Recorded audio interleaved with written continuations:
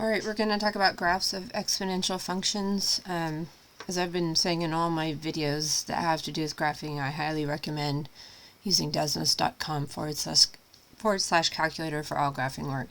So there are some stuff that we're going to go over just kind of quickly because you can do it in Desmos and you don't have to really utilize all these tricks. When I was in school a million years ago, it was do or die because we did not have a quick graphing utility. So I couldn't go to Google, I couldn't go to a graphing calculator. I had to learn to use all these tricks to quickly draw a graph. Lucky for you, it's not do or die anymore. So we're going to talk about it, but we're going to just go over it since it is very easy to generate a graph online. Alright. So,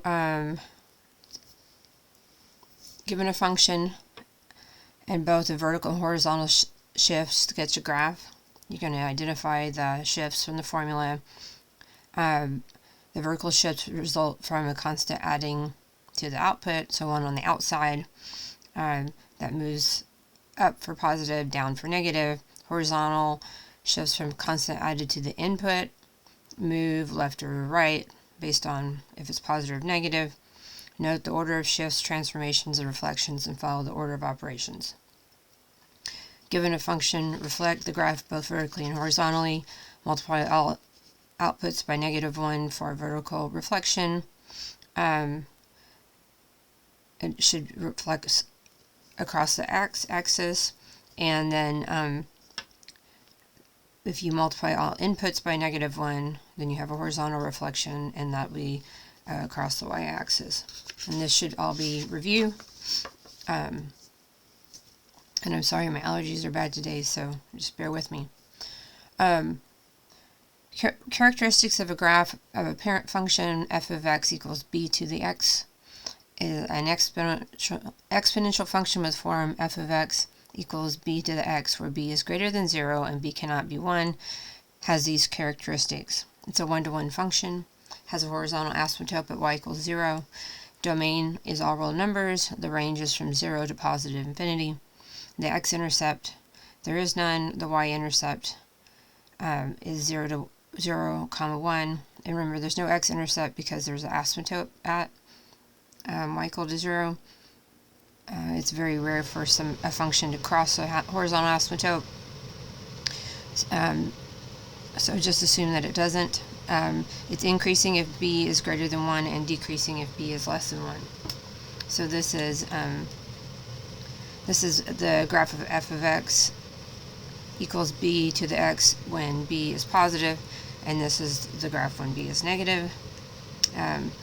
Given an exponential function of the form f of x equals b to the x, graph of function, we can create a table of points, plot at least 3 points from the table including the y-intercept 0, 1, draw a smooth curve through the points, state the domain and range, and the horizontal asymptote. So I thought we'd just do one by hand. So I have f of x equals 0.25 to the x power. Remember, f of x equals y, so they're interchangeable. So if I make my t-chart here, and I chose these x's very specifically to try to get nice numbers. And so I would come here on my calculator. Let me clear it out. And so this would be 0.25 to the 0 power, which is 1. That's my intercept. And then if I did 0.25 caret to the 1 power, of course you would get 0.25. And if I did 0.25 to the -1 power, that gives me 4. And if I do 0.25 caret, that was actually bad at me. And that should be a -2. I probably should have put my whole exponent in parentheses just to be in case. That's -216. So let's plot these points. The point 0, 1, and the point 1 1/4, and then I have the point -1 4, 1 2 3 4, and the point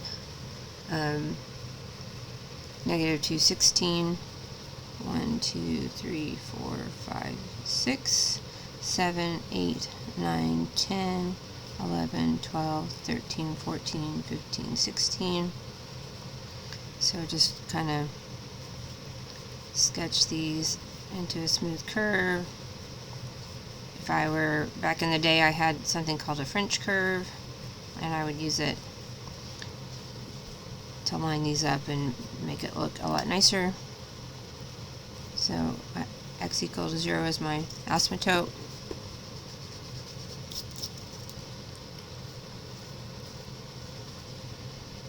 And this goes on forever that way. So I know my domain is all real numbers. My range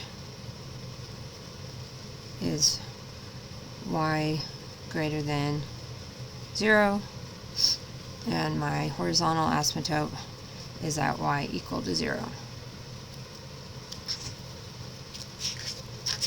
Alright.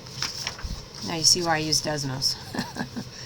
So we can add, so if I have f of x equals 2 to the x here in the blue, if I add 3 to it, it just shifts it up 3. And if I subtract 3, it brings it down 3. And this talks about how it shifts the intercept in the range. And this isn't a very big graph, but on Desmos you can make it bigger, and you can definitely see. Horizontal shift is where you're going to add and subtract in the exponent. So here is f of x equals 2x. This is f of x to the 2 to the x minus 3 power. Remember, when it's right or left, it's always the opposite sign. So a negative shifts to the right 3, and a positive here shifts to the left 3. Alright. And then shifts of a parent function. If you have a parent function and you add d, it's going to shift the parent function f of x, beta x, d units in the same direction of the sign, horizontal c units in the opposite direction of the sign. So you have it. So basically here, you have a vertical and a horizontal shift here. Okay, this will be your horizontal and that's your vertical. So you're doing both at the same time. So you vertically d units in the same direction of the sign, horizontally c units in the opposite direction of the sign. The intercept becomes 0, b to the c plus d. The horizontal asymptote becomes y equals d.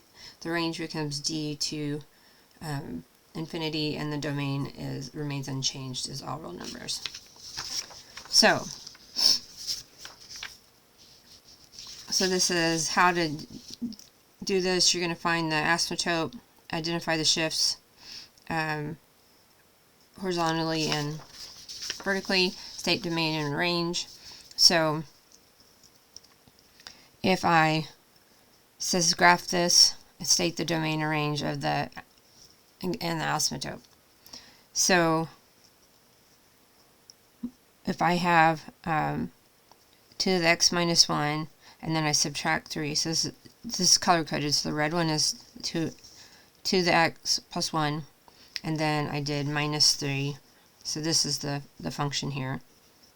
Okay, and my horizontal asymptote is y equals -3. This is my intercept is at the point 0, -1, and my domain is all real numbers, and my range will be y is greater than -3.